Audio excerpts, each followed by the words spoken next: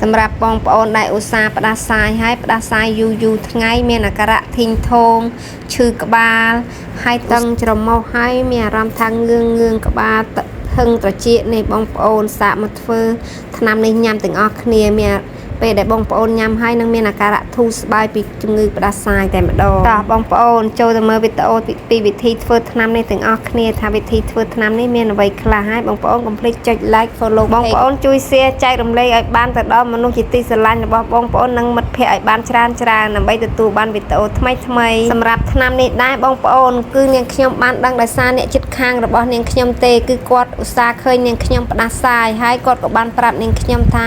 ឲ្យធ្វើថ្នាំនេះញ៉ាំទៅនឹងកាត់បន្ថយអាការៈផ្ដាសាយដែលវាធ្វើទុកឲ្យយើងធីងធងក្បាលឧស្សាហ៍ធ្ងន់ក្បាលហើយគាត់ប្រាប់នាងខ្ញុំថាឲ្យសាកធ្វើថ្នាំនេះញ៉ាំនាងខ្ញុំក៏បានធ្វើតាមគាត់ហើយឃើញថាទទួលបានផលពិតមែនបងប្អូនទៅនាងខ្ញុំយកមកចែករំលែកដល់បងប្អូនទាំងអស់គ្នាពីព្រោះ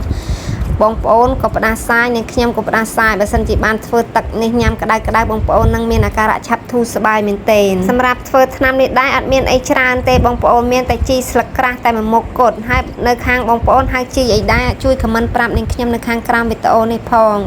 ខាងនាងខ្ញុំហៅជីស្លឹកក្រាស់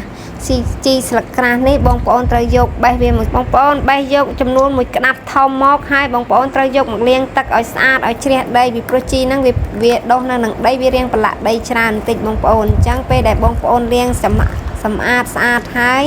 បងប្អូនដាក់ទឹកដាំសម្រាប់ដាក់ទឹកដាំបងប្អូនអាចដាក់ទឹកដាំប្រហែលជា2ទៅ3កែវហើយនៅពេលដែលវាដាំពុះហើយបងប្អូនគួរតែយក